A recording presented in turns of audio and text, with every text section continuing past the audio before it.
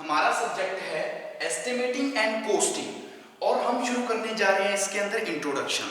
तो estimating and costing के अंदर हम क्या बात करेंगे कि एस्टिमेटिंग क्या होती है, कोस्टिंग क्या होती है। जैसे कि हम कोई भी प्रोडक्शन किसी इंडस्ट्रीज में कोई प्रोडक्ट तैयार कर रहे हैं तो उस प्रोडक्ट को मैन्युफैक्चर करने से पहले यानी कि उसकी जो भी हमने प्लानिंग करनी है, उसको बनाना है, तो उसको बनाने से पहले हमने क्या करना है, एक एस्टिमेट लगाना कि इसके ऊपर इतना रॉ मटेरियल जो भी हमारा मटेरियल है, जो कॉस्ट है वो कितना आएगा। कि यानी कि स्टार्टिंग से लेके उसको बनाने से पहले से लेके उसके बनने तक, यानी कि स्टार्टिंग से लेके फिनिशिंग तक जो भी कॉस्ट हम यूज करेंगे उस प्रोडक्ट के ऊपर, उसके ऊपर हमने एस्टिमेट लगाना। तो इसी पूरे सब्जेक्ट के अंदर हम क्या बात करेंगे, एस्टिमेशन के बारे में, कोस्टिंग के बारे में कि एस्टिमेशन हम करते क्यों हैं, जो एस्टिमेटिंग होती है एस्टिमेटिंग हम क्यों करते हैं, कोस्टिंग क्यों करते हैं, इसके अलावा इनके पर्पस क्या होते हैं, इन दोनों के बीच में डिफरेंस क्या होते हैं। इस यूनिट के अंदर हम बात करेंगे। कौन सी यूनिट? इंट्रोडक्शन। तो सबसे पहले जो हमारा टॉपिक रहेगा वो टॉपिक क्या है, एस्टिमेटिंग। कि एस्टिमेटिंग क्या होता है। एस्टिमेटिंग जैसे अभी आपको बताया कि हमने कोई भी प्रोडक्ट को तैयार करना है, मान लीजिए हमने हमारी इंडस्ट्रीज है, हम इंडस्ट्री में इस चीज को बनाना चाहते हैं, तो इसको बनाने से लेके फाइनल तक, यानी कि इसके बनने से लेके इसको मैन्युफैक्चर जब हमने कर दिया पूरी प्रोसेस, उसके बाद दौरान हम इसको मार्केट में बेच रहे हैं, तो उस पहले से लेके लास्ट तक हमने टोटल कितना कॉस्ट, कितना पैसा इसके ऊपर यूज किया, ठीक है, उसके बारे में। हमने इसके अंदर जो लेबर यूज की तो लेबर पे हमारा कॉस्ट कितना आ गया, जो हमने मटेरियल यूज किया मटेरियल पे कॉस्ट हम कितना होगा। तो एस्टिमेट लगाना कि हाँ इसके आसपास हम क्या कर सकते हैं, इस प्रोडक्ट को बनाने के लिए जो कैपिटल है, जो हमने इन्वेस्टमेंट करनी है, जो हम पैसा खर्च करना चाहते हैं वो खर्च कर सकते हैं। तो हम एस्टिमेटिंग के अंदर क्या लिखेंगे कि इट इज ए प्रोसेस। ये क्या होती है, प्रोसेस होती है जिसके अंदर हम क्या करते हैं, calculating the probable cost of product before start of manufacturing. यानी कि किसी प्रोडक्ट को बनाने से पहले, बिफोर मैन्युफैक्चरिंग ऑफ प्रोडक्ट, यानी कि हमने कोई भी प्रोडक्ट है उस प्रोडक्ट को तैयार करने से पहले, या फिर बोल सकते हो before starting of manufacturing, manufacturing करने से पहले हम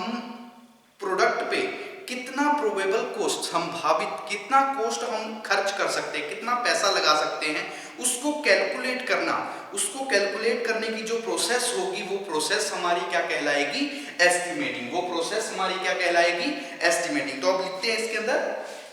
कि it is a process of calculating, it is a process of calculating, calculate करना यानी कि जो कैलकुलेट करना कि टोटल हम कितना कॉस्ट यूज कर सकते हैं, खर्च कर सकते हैं, कैलकुलेटिंग, ठीक है। इट इज ए प्रोसेस, या फिर लिख सकते हो एस्टिमेशन या estimating is a process of calculating, calculating the probable, कि जो प्रोबेबल, संभावित, जो हम खर्च कर सकते हैं, probable cost of, probable,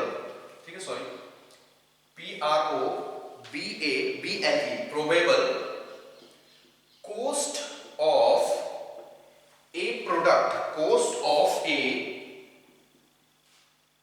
product before start A, before start A manufacturing, ठीक है, बिफोर स्टार्ट ए, सॉरी, बिफोर स्टार्ट ए मैन्युफैक्चरिंग, कि जो मैन्युफैक्चरिंग है, मैन्युफैक्चरिंग से पहले हम कितना कॉस्ट क्या कर रहे हैं,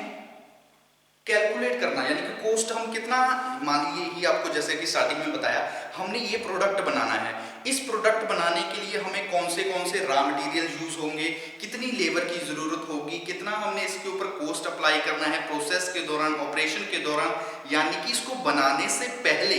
और बनाने तक, यानी कि जब हमने इसको फाइनल बना दिया तो उस दौरान जो प्रोबेबल यानी कि संभावित कॉस्ट है वो कितना होगा, उसको हम क्या बोलते थे, उस प्रोसेस को कैलकुलेट करना, जो कॉस्ट को कैलकुलेट कर रही है प्रोसेस, वो प्रोसेस हमारी क्या कहलाएगी, एस्टिमेटिंग। वो प्रोसेस हमारी क्या कहलाएगी, एस्टिमेटिंग। या फिर हम लिख सकते हो it is an art of finding the cost, क्या हो सकती है, it is an art of finding the find करने के लिए जो हम प्रोसेस यूज कर रहे हैं, यानी कि इस प्रोडक्ट को बनाने के लिए जो टोटल कॉस्ट यूज हुआ है उसको क्या बोल देते हैं, एस्टिमेटिंग। तो ये हमारी क्या रहेगी, एस्टिमेटिंग। समझ में आया, क्योंकि एस्टिमेटिंग है पूरे चैप्टर के अंदर, पूरे चैप्टर या फिर बोल दीजिए जो हमारा सब्जेक्ट रहेगा एस्टिमेटिंग एंड कॉस्टिंग, तो इसके अंदर ये दो महत्वपूर्ण टॉपिक है, इंपॉर्टेंट टॉपिक है, एस्टिमेटिंग या फिर बोल सकते हो एस्टिमेशन, और कॉस्टिंग या फिर बोलते हैं कॉस्ट अकाउंटिंग। ठीक है, आप इसको एस्टिमेटिंग और एस्टिमेशन भी बोल सकते हैं। कॉस्टिंग को हम क्या बोलेंगे, कॉस्टिंग या फिर कॉस्ट अकाउंटिंग। तो ये पूरे चैप्टर के अंदर, इसके अलावा जो हमारा सब्जेक्ट रहेगा, पूरे सब्जेक्ट के अंदर ये दो टॉपिक बहुत ज्यादा इंपॉर्टेंट है, क्योंकि हर सब्जेक्ट, हर चैप्टर के अंदर, हर यूनिट के अंदर आपसे इसके रिलेटेड पूछा जाएगा कि एस्टिमेशन क्या होता है, कॉस्टिंग क्या होता है। तो सबसे पहले आपको कॉस्टिंग और एस्टिमेटिंग इन दोनों के बारे में पता होना चाहिए कि एस्टिमेटिंग क्या है। एस्टिमेटिंग एक प्रोसेस है जिसके अंदर सिंपल आप बोल सकते हो कि हमने मान लीजिए कोई भी प्रोग्राम करना है या कुछ भी करना है, तो हमने एक अंदाजा लगा लिया, एस्टिमेट लगा दिया कि हमारा कॉस्ट खर्चा इतने के आसपास होगा। वही सेम चीज यहाँ पे है कि हमने किसी प्रोडक्ट को बनाना है, उस प्रोडक्ट को बनाने से पहले हमने टोटल उस पर कितना कॉस्ट खर्च करना है, संभावित कि हाँ इतने के आसपास लग सकता है, वो हमारी क्या कहलाती है, एस्टिमेटिंग। यहाँ पे जैसे सिंपली लिखा है कि it is the art of finding the cost, की कॉस्ट को फाइंड करना, वो हमारा क्या कहलाएगा, एस्टिमेशन। एस्टिमेशन या फिर बोल सकते हो एस्टिमेटिंग। अब हम बात करते हैं नेक्स्ट टॉपिक के बारे में। नेक्स्ट टॉपिक है एम ऑफ एस्टिमेटिंग, कि जो हम एस्टिमेटिंग करते हैं इसका उद्देश्य क्या है, किस वजह से हम करते हैं। तो नेक्स्ट जो हमारा टॉपिक रहेगा, सेकंड टॉपिक है AIIMS of estimating. AIIMS of estimating, कि जो हम एस्टिमेट करते हैं, यानी कि किसी चीज को बनाने के लिए हमने कितना कॉस्ट लगाना है, जो एक कैलकुलेशन करते हैं, तो उसके उद्देश्य क्या है, किस वजह से करते हैं। तो सबसे पहले to help the industry in taking decision of manufacturing और selling policies of the product, यानी कि जो सबसे पहला उद्देश्य है वो एस्टिमेशन की वजह से जो हमारी इंडस्ट्रीज होती है, इंडस्ट्रीज को एक मदद मिलती है। किसमें मदद मिलती है, कि जो प्रोडक्ट हम बनाना चाहते हैं उसको हम मैन्युफैक्चर करें, और करने के बाद जब हम इसको मार्केट में बेचेंगे, यानी कि इसकी जो हम सेल करेंगे, तो उसकी पॉलिसीज में कि हाँ हमने इतने के आसपास बना, और इसको हम जब मार्केट में बेच रहे हैं तो किस वैल्यू के अंदर बेचें, यानी कि जो इसका कॉस्ट रखेंगे, जो इसका प्राइस रखेंगे, वो कितना रखेंगे, ये डिसाइड करने में एस्टिमेशन मदद करता है। किसकी मदद करता है, इंडस्ट्रीज की। तो फर्स्ट पॉइंट के अंदर हम ये लिख सकते हैं कि क्या लिख सकते हैं, कि to help the industry in taking decision, to help the industry, to help the industry to taking, ठीक है, इन टेकिंग डिसीजन, या to take decision, in taking decision, किस चीज के डिसीजन, की मैन्युफैक्चरिंग करने के, कि हाँ हम इसको मैन्युफैक्चर करें और इसको मार्केट में बेचने, ठीक है। सेलिंग, जो सेलिंग पॉलिसीज होती है उसको डिसाइड करने में मदद करता है। Decision, taking decision of manufacturing product, of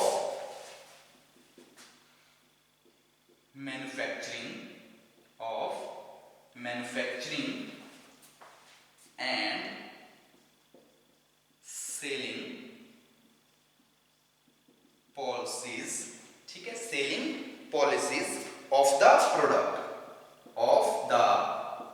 product, कि जो प्रोडक्ट की सेलिंग पॉलिसीज है, यानी कि हमने प्रोडक्ट को कितने में सेल करना है, उस सेलिंग पॉलिसीज को भी करने के लिए भी क्या करता है, मदद करता है। तो एक बार फिर से देख लीजिए, फर्स्ट पॉइंट के अंदर हमने क्या लिखा, उद्देश्य के अंदर, कि जो एस्टिमेटिंग का एम है, वो एम क्या है, कि to help taking decision of industry, यानी कि कोई भी इंडस्ट्रीज है उस इंडस्ट्री को हेल्प करना, कि अगर हमने मान लीजिए ये प्रोडक्ट बनाना है, तो उसके लिए हमने पहले से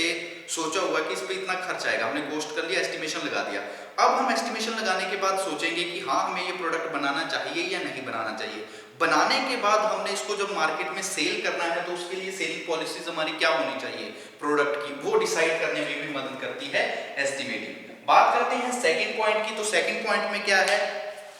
to help in tender process. अगर हमने कोई प्रोडक्ट तैयार कर लिया, उस प्रोडक्ट को हम जैसे नीलामी करना चाहते हैं, तो टेंडर प्रोसेस के अंदर भी मदद करती है एस्टिमेशन, क्योंकि अगर हमें पहले से संभावित कॉस्ट का पता होगा, प्रोबेबल कॉस्ट का पता होगा, तो हम उसके हिसाब से उसकी टेंडर कर सकते हैं, यानी कि टेंडर की प्रोसेस को जारी रख सकते हैं। तो क्या लिख सकते हैं, to help in tender process, to help in tender process, कि जो टेंडर की प्रोसेस होती है उसके अंदर भी मदद करता है। कौन मदद करता है, जो हमारी रहती है एस्टिमेशन। अगर हम स्टार्टिंग से एस्टिमेशन करते हैं तो उसकी वजह से क्या होगा, हेल्प मिलेगी टेंडर प्रोसेस के अंदर। थर्ड पॉइंट बात करते हैं, to know about the overhead cost, कि जो ओवरहेड कोस्ट होते हैं, ओवरहेड कोस्ट क्या होते हैं, जो हमारे डायरेक्ट कोस्ट होते हैं, डायरेक्ट कोस्ट के अलावा जो हमारे इनडायरेक्ट कोस्ट होते हैं, जैसे कि टैक्सेस हो गए, जो ट्रांसपोर्टेशन का कॉस्ट आ गया, पैकिंग का कॉस्ट आ गया, ये सारे जो एक्स्ट्रा खर्चे होते हैं वो हमारे प्रोडक्ट के ऊपर, वो क्या कहलाते हैं, overhead cost. To know about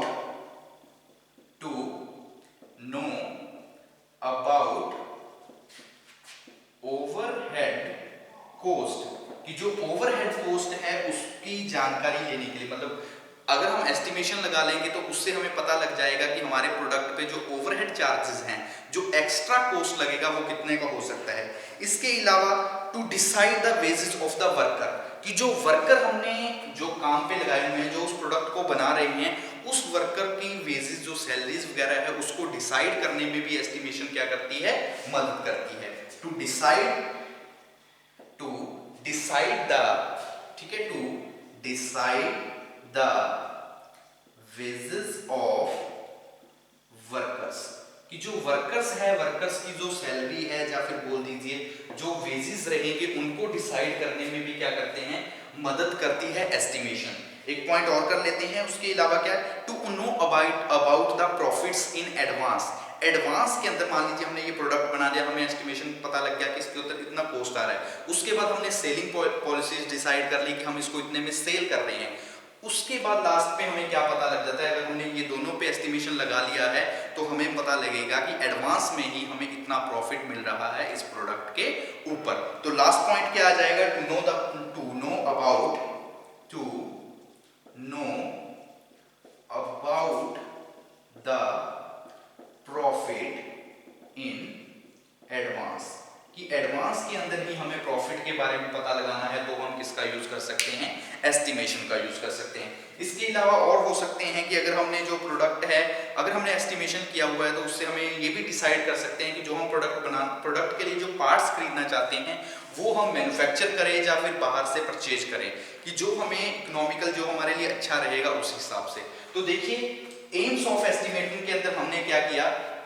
सबसे first point, to help the industry in taking decision of manufacturing and selling policies of the product, कि अगर हमें एस्टिमेटिंग के बारे में पता होगा, अगर हमने एस्टिमेशन लगाया होगा तो उससे क्या होगा, एक तो मैन्युफैक्चरिंग के बारे में और दूसरा जो सेलिंग पॉलिसीज है प्रोडक्ट की, उसके बारे में इंडस्ट्रीज को मदद मिलेगी। सेकंड पॉइंट, मदद मतलब किस तरह से, कि अगर हमने पहले से एस्टिमेशन लगाया हुआ है तो उस हिसाब से हम डिसाइड कर सकते हैं कि हाँ हम इस प्रोडक्ट को बनाना चाहते हैं, मैन्युफैक्चर करना चाहते हैं या फिर नहीं, या फिर परचेज करना चाहते हैं। इसके अलावा अगर हम मैन्युफैक्चर कर रहे हैं तो मैन्युफैक्चर करने के बाद जब हम उसको मार्केट में उतारेंगे, मार्केट में बेचेंगे, तो उस दौरान सेलिंग पॉलिसीज, यानी कि हम उसको कितने में सेल करेंगे, जो हमारी सेल पॉलिसीज होंगी वो क्या होगी, तो ये डिसाइड करने में मदद करता है एस्टिमेटिंग। सेकेंड पॉइंट के अंदर हमने बात की to help in tender process, कि जो हमारी टेंडरिंग प्रोसेस होती है, यानी कि जो हम नीलामी वगैरह करते हैं, जो हम प्रोडक्ट्स की बोली वगैरह लगाते हैं, तो उसके अंदर भी मदद करती है एस्टिमेशन, क्योंकि अगर हमें पहले से कॉस्ट के बारे में पता होगा, प्रोबेबल्स यानी कि संभावित कॉस्ट पता होगा, तो हम उस हिसाब से टेंडरिंग की जो प्रोसेस होगी उसको जारी रखेंगे। थर्ड पॉइंट के अंदर हम बात करते हैं to know about overhead cost, कि अगर हमें to know about overhead cost, कि अगर हमें एस्टिमेशन का पता होगा, एस्टिमेट होगा कि इतना प्रोडक्ट पे कॉस्ट आ रहा है, तो उसकी वजह से हमें ओवरहेड कॉस्ट का भी पहले से पता लग जाएगा। ओवरहेड कॉस्ट यानी कि जो नॉर्मल कॉस्ट होता है उसको अलावा जो इनडायरेक्ट कॉस्ट होता है, जैसे कि टैक्स वगैरह आ गया, या फिर हम उसको ट्रांसपोर्ट कर रहे हैं, पैकिंग के लिए जो कॉस्ट यूज हो रहा है, तो वो सारा खर्चा क्या कहलाता है, ओवरहेड, यानी कि जो ऊपर से हम एक्स्ट्रा यूज कर रहे हैं। लास्ट पे हमने बात की है to decide the wages of worker, जो वर्कर है, वर्कर की वेजेस, यानी कि जो प्रोडक्ट्स को तैयार करने हैं उस वर्कर के लिए जो हमने सैलरी डिसाइड करनी है, वेजेस डिसाइड करने हैं, उसको डिसाइड करने में भी मदद करती है एस्टिमेटिंग। नेक्स्ट हमने बात की है to know about the profit in advance, कि जो प्रॉफिट है उसको एडवांस में हमें पता लग जाएगा अगर हमने एस्टिमेशन किया हुआ है कि जो प्रॉफिट पे एडवांस है वो कितना रहेगा, तो इसके लिए भी मदद करता है, कौन मदद करती है, एस्टिमेटिंग। तो ये तो हमारे रहे एम, किस चीज के एम, हमारे रहेंगे एस्टिमेटिंग के। अब हम बात कर लेते हैं एम के बाद फंक्शन ऑफ एस्टिमेटिंग के, कि फंक्शन क्या है एस्टिमेटिंग के। ठीक है, ये तो हमारे क्या रहेंगे एम ऑफ एस्टिमेटिंग। अब हम बात करते हैं हमारे नेक्स्ट टॉपिक के बारे में। टॉपिक जो हमारा नेक्स्ट रहेगा वो है फंक्शन ऑफ एस्टिमेटिंग। कि मान लीजिए एस्टिमेटिंग हमने कर दी, लेकिन एस्टिमेटिंग करने के बाद उसके कार्य क्या रह जाएंगे, उसके फंक्शन क्या है। तो नेक्स्ट हम बात करते हैं अपने नेक्स्ट टॉपिक के बारे में। नेक्स्ट टॉपिक क्या रहेगा, फंक्शंस ऑफ एस्टिमेटिंग। ठीक है, फंक्शन ऑफ एस्टिमेटिंग। तो देखिए फंक्शन ऑफ एस्टिमेटिंग के अंदर सबसे पहले क्या आ जाएगा कि जब हम to determine the material cost, यानी कि जो हम मटेरियल यूज कर रहे हैं उसके बारे में, कि उस अलग अलग ऑपरेशन के लिए हम कितना कितना मटेरियल यूज कर रहे हैं, एस्टिमेशन का ये आ जाएगा। इसके अलावा अगर हम बात करें फंक्शन के अंदर और क्या आ सकते हैं, जो हमारे लेबर कॉस्ट है, कि to determine labour cost and equipment cost, कि जो हमारा किसी प्रोडक्ट को बनाने के लिए जो हम इंडस्ट्री के अंदर लेबर यूज कर रहे हैं, तो लेबर पे कितना कॉस्ट आएगा, मटेरियल पे कितना कॉस्ट आएगा, जो हमारे इक्विपमेंट हम यूज कर रहे हैं उसके ऊपर कितना कॉस्ट आएगा, या फिर जो हम हमारे ओवरहेड चार्जेस हैं उनको डिटरमाइन करने में मदद करते हैं एस्टिमेटिंग। और क्या हो सकता है, टाइम रिक्वायर्ड फॉर मैन्युफैक्चरिंग, की कितना टाइम लग रहा है, लेबर कितनी लग रही है। उसके बाद जब हम उसको मार्केट में बेच रहे हैं तो सेलिंग प्राइस को डिसाइड करने में भी मदद करता है। तो इस तरह से जो हमने एम्स के अंदर बात की है, तो लगभग उसी तरह हमारे क्या आ जाएंगे, फंक्शन ऑफ एस्टिमेटिंग। तो फर्स्ट पॉइंट बात करते हैं, टू डिटरमाइन मटेरियल कॉस्ट। सबसे पहला क्या आ जाएगा, फर्स्ट आ जाएगा टू डिटरमाइन मटेरियल कॉस्ट, कि मटेरियल कॉस्ट को डिटरमाइन करने के लिए हम किसका यूज कर सकते हैं, एस्टिमेटिंग का, या फिर बोल सकते हो ये फंक्शन है। अगर हमने एस्टिमेटिंग किया तो उसकी वजह से हमें मटेरियल कॉस्ट के बारे में पता लग जाएगा। सेकंड पॉइंट बात करते हैं, टू डिटरमाइन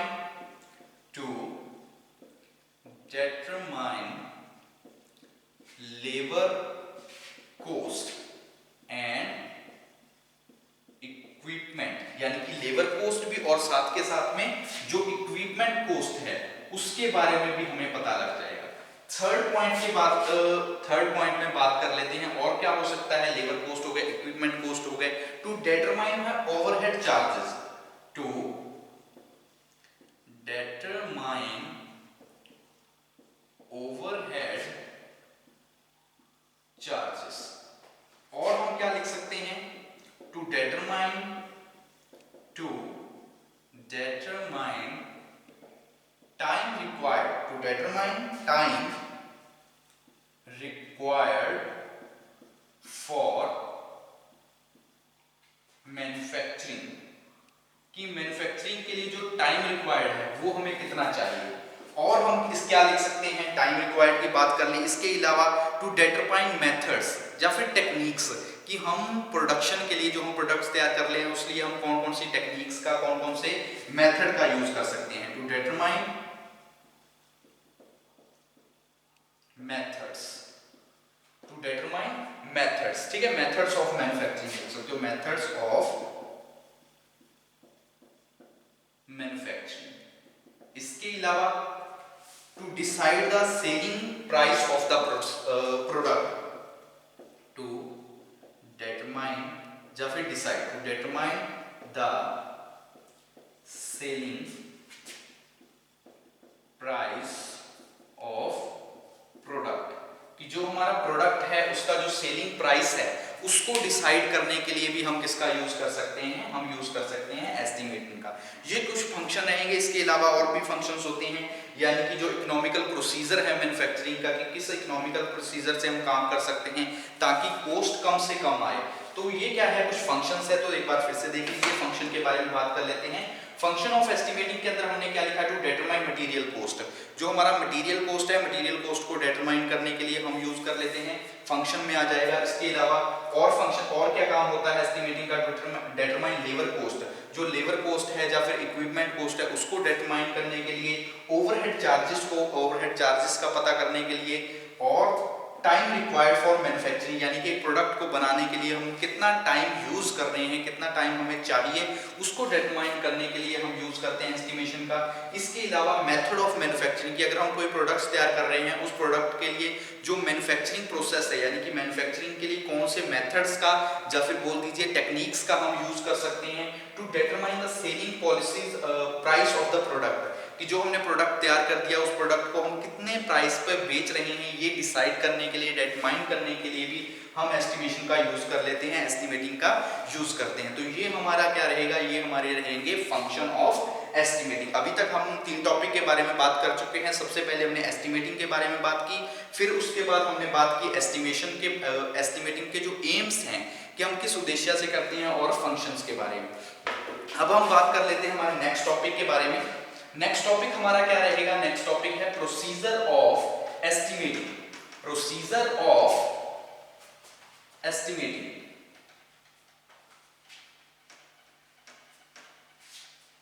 ठीक है, बात करते हैं नेक्स्ट टॉपिक के। नेक्स्ट टॉपिक रहेगा प्रोसीजर फॉर एस्टिमेटिंग या फिर एस्टिमेटिंग प्रोसीजर, एस्टिमेटिंग प्रोसीजर, कि जो हमारी एस्टिमेटिंग है, एस्टिमेटिंग का प्रोसीजर क्या है, ठीक है, प्रोसीजर, ठीक है, एस्टिमेटिंग प्रोसीजर। तो देखिए एस्टिमेटिंग के प्रोसीजर के लिए सबसे पहले हमें क्या चाहिए होगा, मान लीजिए जैसे आपको स्टार्टिंग में बताया था कि एस्टिमेटिंग का आपको मतलब पता है, एस्टिमेटिंग का मतलब होता है बिफोर स्टार्टिंग मैन्युफैक्चरिंग, यानी कि मैन्युफैक्चरिंग स्टार्ट होने से पहले प्रोडक्ट के जो प्रोबेबल कोस्ट है, संभावित जो कोस्ट है उसके बारे में नॉलेज करना, उसको कैलकुलेट करना, वो हमारी एस्टिमेटिंग कहलाती है। तो अब देखिए प्रोसीजर, तो प्रोसीजर में सबसे पहले हम क्या करेंगे, सबसे पहले एक लिस्ट तैयार करेंगे। किसकी लिस्ट तैयार करेंगे, ऑल द नेसेसरी पार्ट्स या फिर कंपोनेंट की, जो हमने जब हम प्रोसीजर तैयार करेंगे तो सबसे पहला जो हमारा टॉपिक रहेगा, सबसे पहला जो हमारा पॉइंट रहेगा वो क्या रहेगा, मेक ए लिस्ट, एक लिस्ट तैयार करनी, यानी कि अगर हम जो प्रोडक्ट बनाना चाहते हैं उस प्रोडक्ट के लिए जो जो हमें पार्ट्स की जरूरत है उस पार्ट्स की, कंपोनेंट्स की हम क्या करेंगे, एक लिस्ट तैयार करेंगे। तो क्या करेंगे, prepare a list, prepare a list of all parts, prepare a list of all parts which are required for manufacturing a product, यानी कि जो प्रोडक्ट हम तैयार करना चाहते हैं उस प्रोडक्ट को बनाने के लिए जितने भी पार्ट्स चाहिए, जो नेसेसरी पार्ट्स है यानी कि जरूरी पार्ट्स हैं, उन पार्ट्स की हम क्या करेंगे, सबसे पहले एक लिस्ट बनाएंगे। सेकंड पॉइंट के अंदर हम क्या करेंगे, decide the part should be manufactured और परचेज्ड। सेकंड पॉइंट के अंदर हम बात करेंगे कि जो भी हमें पार्ट्स चाहिए इसके लिए वो पार्ट्स हम परचेज करेंगे यानी कि खरीदेंगे या फिर खुद मैन्युफैक्चर करेंगे। डिसाइड द, सेकंड पॉइंट के अंदर हम क्या करेंगे, decide the parts should be manufactured or purchased, manufactured or purchased। Second point के अंदर हम बात कर लेंगे कि जो भी हमारे पार्ट्स हैं जो प्रोडक्ट को बनाने के लिए जरूरी हैं वो पार्ट्स हम इकोनॉमिकल वे से, कि हमें सस्ते पड़ रहे हैं, अगर हमें कंपनी के अंदर मैन्युफैक्चर करेंगे वहां पे हमें कम खर्चा मिल रहा है, कम खर्चा लग रहा है, तो हम क्या कर लेंगे, उसको मैन्युफैक्चर करेंगे। अगर कॉस्ट ज्यादा आ रहा है मैन्युफैक्चर करने के लिए तो हम क्या करेंगे, उन्हीं प्रोडक्ट के जो पार्ट्स हैं उन पार्ट्स को हम क्या करेंगे, बाहर से परचेज करेंगे, किसी दूसरी इंडस्ट्री से, मार्केट से। बात करते हैं थर्ड पॉइंट के अंदर। थर्ड पॉइंट के अंदर हम क्या करेंगे, प्रिपेयर ए शीट ड्रॉइंग, हम क्या करेंगे, अलग अलग से शीट बनाएंगे जो ऑपरेशन के हिसाब से, ठीक है। Prepare a sheet, prepare a sheet of various operation, कि अलग अलग ऑपरेशंस के हिसाब से हम क्या कर लेंगे, डिसाइड कर लेंगे कि शीट पे हम ऑपरेशन डिसाइड करेंगे कि फर्स्ट ऑपरेशन, सेकंड ऑपरेशन, इस प्रकार से हमारी प्रोसेस चलेगी, इस प्रकार से हमारी प्रोसेस जारी रहेगी, जो भी हमारा प्रोसेसिंग होगी प्रोडक्ट को बनाने के लिए वो रहेगी। थर्ड नेक्स्ट पॉइंट में बनाते हैं, make a list of material required of each part. ठीक है, मेक, हम क्या करेंगे नेक्स्ट पॉइंट के अंदर, make a list, make a list of material required for manufactured, ठीक है, फॉर मैन्युफैक्चर्ड ए प्रोडक्ट, कि प्रोडक्ट बनाने के लिए जो भी हमें मटेरियल की लिस्ट होगी, हम उस मटेरियल की लिस्ट तैयार करेंगे। इसके अलावा देखो अभी तक हमने प्रोसेस शुरू नहीं की, अभी तक हमने क्या कर रहे हैं, सिर्फ प्रिपेयर कर रहे हैं, यानी कि हमने एक लिस्ट तैयार कर ली कंपोनेंट की, यानी कि पार्ट्स की। उसके बाद हमने क्या किया, पार्ट्स बनाने के बाद पार्ट्स है उसके बारे में डिसाइड किया कि हमने खरीदने हैं या परचेज करने हैं। तीसरे पॉइंट के अंदर हमने क्या कर दिया, एक शीट बना दी जिसके अंदर हमने ऑपरेशंस का एक सीक्वेंस तैयार किया। फोर्थ लाइन के अंदर हमने क्या किया, जो फोर्थ हमारा पॉइंट है उसके अंदर हमने मटेरियल डिसाइड कर लिए कि हमने कौन कौन से मटेरियल्स, कौन कौन से ऑपरेशंस के लिए यूज करने हैं, जो ईच प्रोडक्ट्स हम तैयार कर रहे हैं, ईच पार्ट्स हम बना रहे हैं, उस पार्ट्स के लिए हमने कौन कौन से ऑपरेशंस का, कौन कौन से टूल्स का यूज करना है, मशीनरी का यूज करना है। नेक्स्ट पॉइंट के अंदर हम डिसाइड कर लेंगे, ठीक है, इसके अंदर हम डिसाइड क्या करेंगे, डिसाइड टूल्स, टूल्स का डिसाइड करेंगे,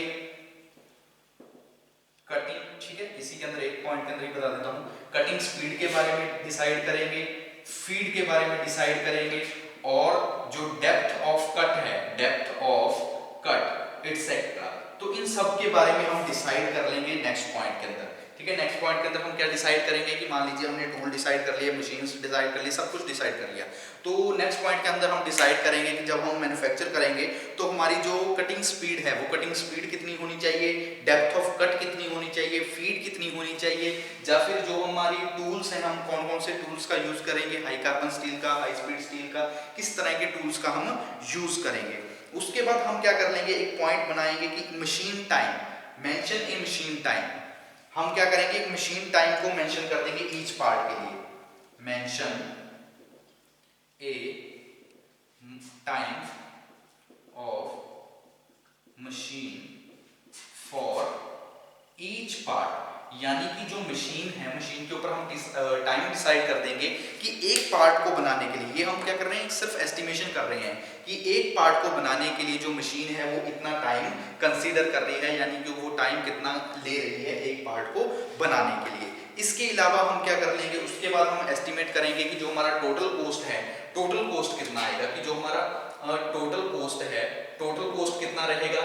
ओवरहेड कॉस्ट कितना रहेगा, ओवरहेड कॉस्ट है, इसको हम डिसाइड कर लेंगे, ओवरहेड कॉस्ट है, टोटल हेड कॉस्ट है, या फिर जो हम वेजेस ऑफ सैलरी है, वर्कर को जो वेजेस देने हैं उसके बारे में डिसाइड करेंगे। लास्ट में हम टोटल कॉस्ट को डिसाइड करेंगे, जब हमारा प्रोडक्ट तैयार हो गया कि टोटल कॉस्ट हमारा कितना होगा, फिर हम डिसाइड करेंगे कि हम अगर इसको मार्केट में बेच रहे हैं तो जो हमारा प्रॉफिट है वो हमारे पास कितना रहेगा, हम अगर डिस्ट्रीब्यूट कर रहे हैं तो हम डिस्काउंट कितना प्रोवाइड करवा सकते हैं एक प्रोडक्ट को बनाने के बाद। तो इस तरह से क्या रहेगा, हमारा प्रोसीजर रहेगा। तो प्रोसीजर में एक बार फिर से सुन लीजिए, ये क्या रहेगा, एस्टिमेशन ऑफ प्रोसीजर, जिसके अंदर हमें लिस्ट तैयार करेंगे। सबसे पहले लिस्ट तैयार करने के बाद हम डिसाइड करेंगे पार्ट्स के बारे में, परचेज करने हैं, खरीदने हैं, ऑपरेशंस के बारे में, मैन्युफैक्चर करेंगे, यानी कि हमने क्या करना है, सिर्फ एस्टिमेशन का एक प्रोसीजर कि किस तरह से हमने एस्टिमेट लगाना है किसी प्रोडक्ट को बनाने के लिए, ये हमारा क्या रहेगा उसके अंदर प्रोसीजर, स्टार्टिंग से लेके लास्ट तक, प्रोडक्ट को शुरू करने से पहले, प्रोडक्ट